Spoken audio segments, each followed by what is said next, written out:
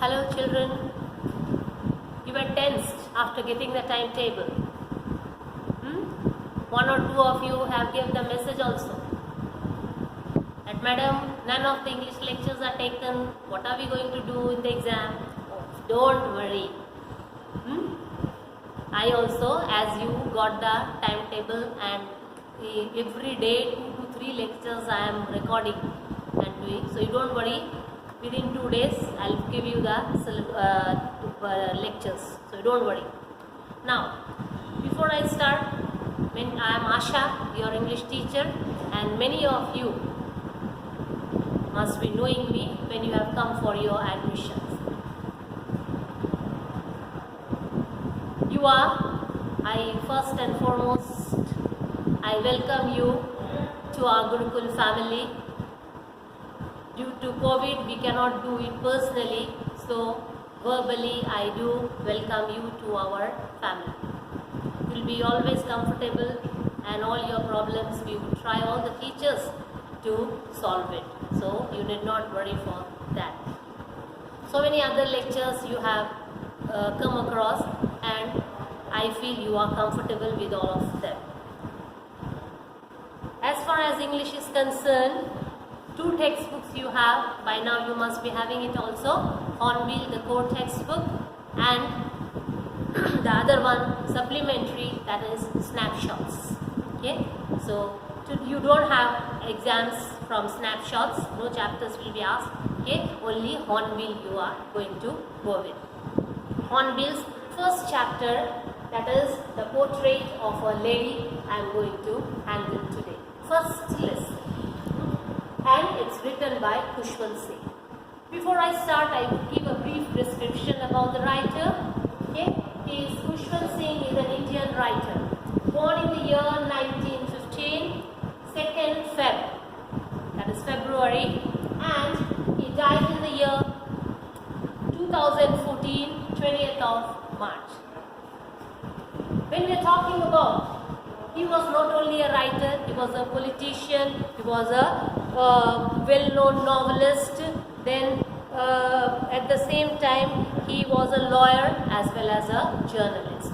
So these he was, in short we can say, a versatile character. His well-known novel, Train to Pakistan, which made him unique, versatile, and that he had written after the partition of 1947. He was honored Padma Bhushan, Padma Vibhushan, and at the same time the Punjab Ratna for his writings. When you open the textbook, okay, few words you will come across. These are the phrases, and before going with the text, I would give you the meanings of these phrases. First one, the thought was most revolting. Thought, what we think, okay, and that means something which is hard to believe. That's the meaning. Second, an expanse of pure white serenity. Serenity is calmness, purity, okay, and this is referred to whom? The grandmother, and the calm and peaceful, serene character of the grandmother is expressed through these words. Then a turning point, a change that comes in the life of Khushwant Singh and his grandmother. Fourth, we have accepted her seclusion with resignation. Okay, the fourth one, that is seclusion, loneliness. She accepted, as we told, when there is a change in life, when a turning point comes, then there is that she has to stay in isolation. She became lonely, and that she accepted without resignation, without revolt, without arguing, okay, and with an understanding, she accepted that. A vertebral bedlam of chirrupings. Chirrupings is the sound bird makes when they all gather together, and this, that is known as, it's a state of confusion. That is known as a vertebral bedlam, a state of confusion when so many birds gather together and make a noise. That is known as this vertebral bedlam of chirrupings. Frivolous rebukes. Rebuke is scolding. Frivolous in a funny manner. Okay, the scolding, that is known as frivolous or noise. The scolding with a light-hearted manner, not taking seriously but still scolding. The shagging skins of the dilapidated drum. Dilapidated, that is old, fragile, and shagging skin. You have seen a drum. Skin of when the drum becomes old, the skin bulges out, and here and there the threads are seen. That's what the writer Khushwant Singh has tried to explain and made use of these words in the whole story, that is in the lesson. Now, a brief sketch, a description about the title, The Portrait of a Lady. By the way, what is a portrait? A picture. And every one of us have portraits at home. They are memories of our beloved ones. These memories we keep it intact where? In the photograph. Okay, and here the portrait. Who is the lady? Lady is the grandmother of Khushwant Singh, who is very close to his heart. And here this whole story he describes he makes a pen portrait. What is a pen portrait? A description of an individual. Okay, he pens down, he writes down, he explains and gives a vivid description through different ways of his grandmother and highlights her as an individual, as an important person in his life. This is what the thing is. Here, another thing Khushwant Singh throughout this lesson is trying to show a contrast between village life and city life. At the same time, another third stage is there where we see that when Khushwant Singh grows up, he starts getting a separate room, and how the difference in opinion or their closeness starts decreasing due to this. These all stages are beautifully explained. Now let's move with the text. My grandmother, like everybody's grandmother, was an old woman. See the sentence. My grandmother. The narrator is talking about his grandmother, as everyone's grandmother has. But what's different? Okay? She is as like everyone's grandmother old. When you talk about grandparents, the vision what we experience is they are old. Okay? And here same did Khushwant Singh. Okay? And to describe the age that has proceeded in her, he is using the word old and wrinkled. Wrinkled, the marks, the skin which gets crumbled, crushed, that is. And since 20 years, he says, he been seeing his grandmother in the similar manner. But he has heard from people say that once she was very beautiful, she was very attractive, she had an husband, children. But for Khushwant Singh, all these things are difficult to believe. Okay? And so he says, no, since 20 years, he been seeing his grandmother in this manner. So he doesn't. And then there's a mental peace in his room. Okay? And there in his house, mental peace is what? It's a fireplace. They see normally in foreign countries where it's bitter cold, to escape from this cold, these mental pieces or fireplaces are there. And here on the top of that, Khushwant Singh's grandfather photograph or portrait is there. He describes the grandfather also. Long white beard he has, a loose fitting clothes, turban, all these things he is wearing, and the photograph seems that he is 100 years old. Okay? He is very old, and he could be having almost the 100 children also. This is how he is explaining. And he is married to the grandmother. His grandmother both led a life. They were also once young. These all things he find it difficult to believe or accept, and that's why he uses this word. The thought was almost revolting. When people said the grandmother was young and pretty, this thought he found it hard to believe.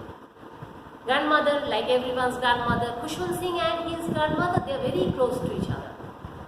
And so he shares his time, how they pass together.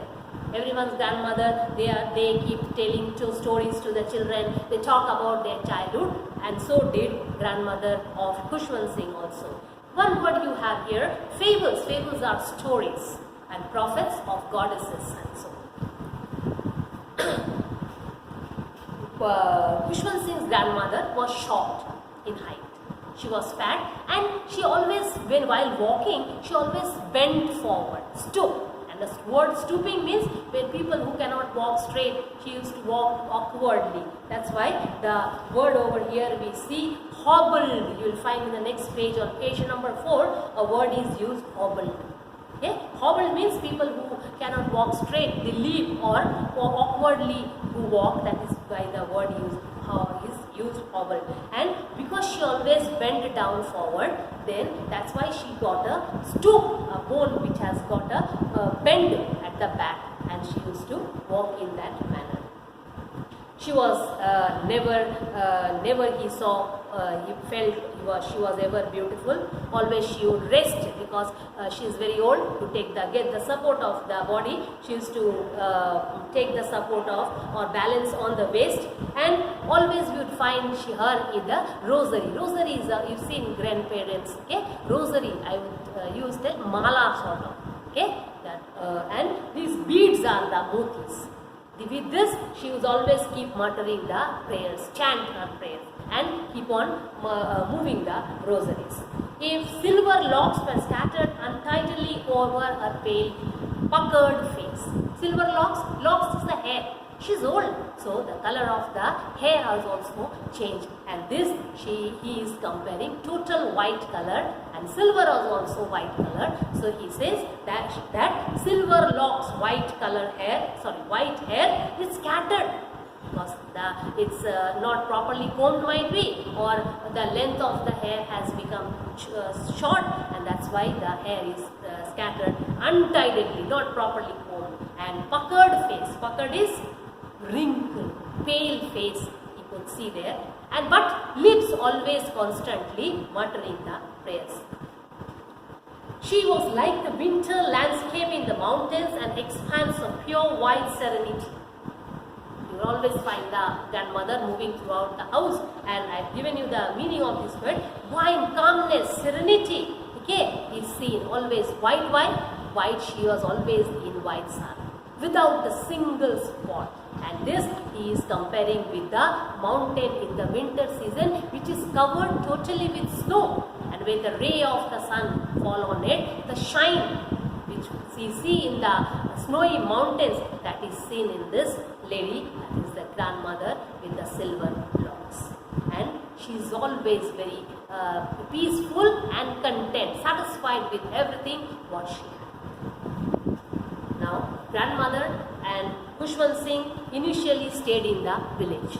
They were very good friends, because other than this, both of them, they did not have any world to think about. Khushwant Singh was initially studying in the village school, and grandmother was taking care of him. She would give him bath, then while giving bath she would utter the mantras or prayers, so that Khushwant Singh would learn it. Okay? But Khushwant Singh he never learned, but because he loved her voice, he would keep on attentively listen to her. Then she would dress him up, give him the things required, as we talk about the slate, the chalk, the ink pot, etc., and prepare him to go to school. Grandmother also will accompany him to go to school, and here one word you have is stale chapati. She was old, so every day, like you people, your moms and all, she couldn't prepare the fresh tiffin or the lunch box. So previous night, whatever she has prepared or leftover chapatis, she would sprinkle some sugar and butter, and that was what you would laugh at. Tiffin में butter और रोटी और चीनी लगा के ले जाना है. Oh, it is not. It's the olden days. You always demand, or your parents give you money and you have the tiffin of your choice. Okay. But Khushwant Singh did, and they would together follow to the school. Now why? Because on the way, next to Khushwant Singh's school in the village, there was the temple. So while Khushwant Singh would study in the school, grandmother would be uttering the prayers in the temple, and she carried along with her some other than this, she carried along with her some stale chapatis for the dogs also. So while coming back home, she would give it to the dogs and the dogs would keep running. This was their daily routine, how it moved on. Okay, and when my parents were comfortably settled in the city, they sent for us. That was a turning point. Sent for us means called back. Now this was the routine.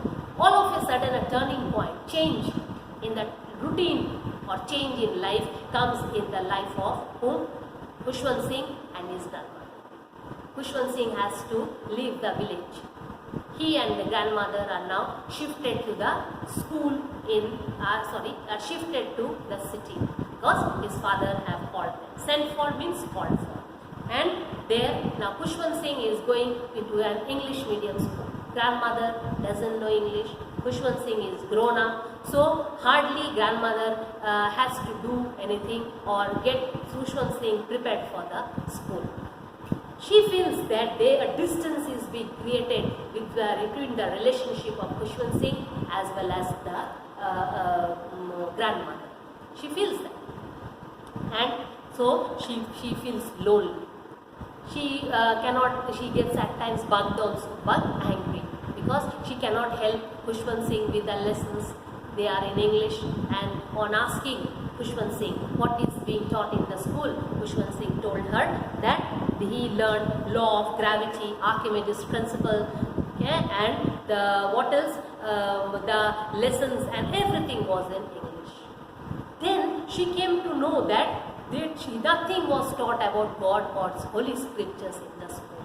This bugged her because old people are very concerned that some about religion or God should be taught, or about the holy scripture should be taught in the school. But here in this English medium school, nothing was taught to Khushwant Singh.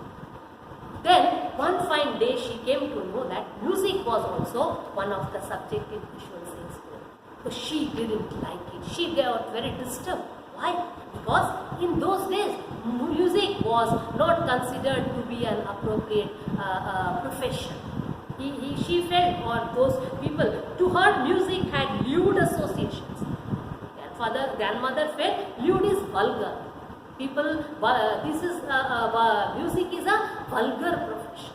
To this profession who are engaged? Only the harlots. Harlots are the prostitutes as well as the beggars only. To earn their living or survive, they take use of this music, or they take music as a profession.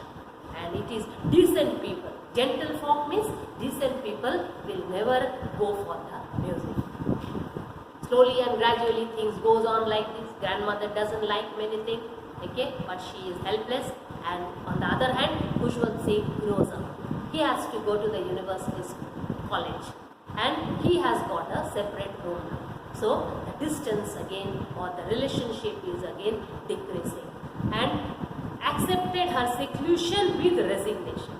Grandmother, now distance has increased. She has become all alone, lonely, but she never complained. She accepted it without any revolt or complaint. She rarely left her spinning wheel to talk to anyone. Kept on doing spinning wheel, the daily routine work, uttering the prayers and doing her whatever she was interested in, and she never talked to anyone or complained to anyone. Morning to evening, she or the sunrise to sunset, she would she used to spin a wheel, charkha, okay, and then another task she has engaged her in, that is the feeding the sparrows. She was very interested in doing so. Okay, she would all the sparrows would gather on the courtyard, and she would sprinkle breadcrumbs or grains to them. They would sit on her shoulder, on the head, and she would be enjoying at least half an hour with these birds. And here we have vertible bedlam of chirrupings. Chirrupings, that is, I told you, sound made by the birds. And so many sparrows would gather there. They are confused noise which is made by, they are in confusion. The sparrows, they are busy snatching away the breadcrumbs, and that is why these words are used.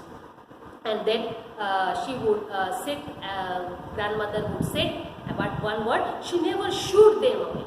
She would enjoy the birds fighting among each other, making different sounds and so on. But she never made the birds to shoo away, that is, fly away. And throughout the day, this half an hour was the happiest moment in my grandmother's life. Now, college over, university over, Khushwant Singh has decided to go abroad for higher studies. Again, a great separation between the grandmother and Khushwant Singh. Okay, and Khushwant Singh saw grandmother has came to bid him while he was going abroad. Okay, Khushwant Singh was thinking that he will go there abroad, after 5 years he will come back. Then whether he will be able to see his grandmother or not. So that worry was there seen in Khushwant Singh's face. But here on the other hand, grandmother was least bothered. She was not at all sentimental. She was dead sure that she will again meet him after 5 years. So does it happen? Khushwant Singh completes his studies. He comes back after 5 years, and grandmother again goes to pick him up. There she hugs her and him and gives a kiss on his forehead. And after 5 years also, Khushwant Singh feels the same closeness and soothing effect. But grandmother doesn't utter a word. So Khushwant Singh comes back home from abroad after 5 years. But after 5 years, everything was not so. One fine day, he finds a change in the daily routine of the grandmother. That particular day, throughout since morning to evening, grandmother did not utter any prayer. What did she do? She called all the women from the neighborhood, took a dilapidated, I told you the word, an old drum, and she started beating it very hard. And she started singing a song. What song? She was singing about the song about the homecoming of the warriors. Now, what is this? Homecoming of the warriors. Warriors who leave their family and go away. The family do miss them. They are not sure whether or not will the soldiers come back alive. And so, when they do really come back alive, these soldiers, family members are overjoyed to have them back again. And they sing song to express their joy and happiness, getting their beloved person back. So here grandmother also started singing this homecoming of the warriors. We had to persuade her. We who? Khushwant Singh and his parents or the family force her to stop, because they felt she is old, she would be overstrained, she would become fall sick and so on. But she did not listen, and she kept on doing so. And then end of the day, next day, she felt ill. She had fever. Doctor was called, and the doctor said it's very simple and she would get well soon. People, family members were also happy. That's normal fever and she'll get back. She'll be okay. But then grandmother said that she was not going to talk to anyone. She will only utter her prayers. Then family members objected because she was a live character in the family. So, but she did not listen to anyone. She took her rosary, I told you, the mala, and kept on chanting her prayers throughout.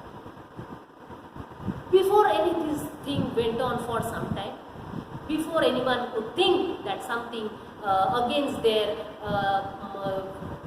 thought would come, it happened that the rosary fell from the hand of the grandmother, and the fingers became lifeless. Here finger indicate the whole grandmother, okay? And the whole body of the grandmother became still. She died.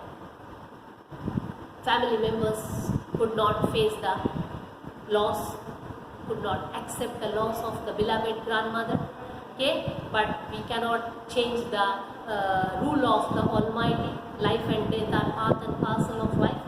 So they accepted, and all the arrangements were made before taking for the cremation ground, the dead body. Shroud, one word you will come up. It's a cloth which is used to cover the face. So all formalities are fulfilled. Body is ready to be taken for the funeral. On the other hand, you see how Khushwant Singh has beautifully explained the death as well as nature, how he has come. When she died, the sun was setting, and when the setting sun does not have the full glow or vigor or energy as a rising sun, the light becomes dim, dull, and the red color glow was falling on the body of his grandmother. So day was ending. Here the grandmother, who was always a live character, who was once young, pretty, active, okay, end has come, and her setting period has come. She has set, that is, she has died, and she is no more. All of a sudden, while the body was about to be taken to the funeral ground, the mother of Khushwant Singh found the sparrows seated there next to the dead body. She felt very bad because today grandmother is not there. She cannot sprinkle the breadcrumbs to the sparrows. So the mother took some scrambled breadcrumbs, and she threw it gave it to the sparrows. But see, not only human beings, animals also understand the situation. That day, not even a single breadcrumb did any of the sparrows. They were so sorry. They just kept without any chirrupings, without making any sound, quietly sat there. They understood the situation. And slowly the time had come. The dead body was taken for the to the cremation ground or for cremation, and next day all the formalities were over, and when the mother went to the courtyard the next day, he found that the breadcrumbs were alive. Means the bird did not have a single wing. As the body was taken for the funeral, the birds also left the place. They bid last bye to the grandmother. This is how the story comes to an end, and Khushwant Singh closeness to his grandmother also comes to an end. But still, he has talked about the portrait of a lady. This lady, his grandmother, and her memories or the days they have passed together always is there in his memory, and that is why the portrait of the lady. Thank you so much.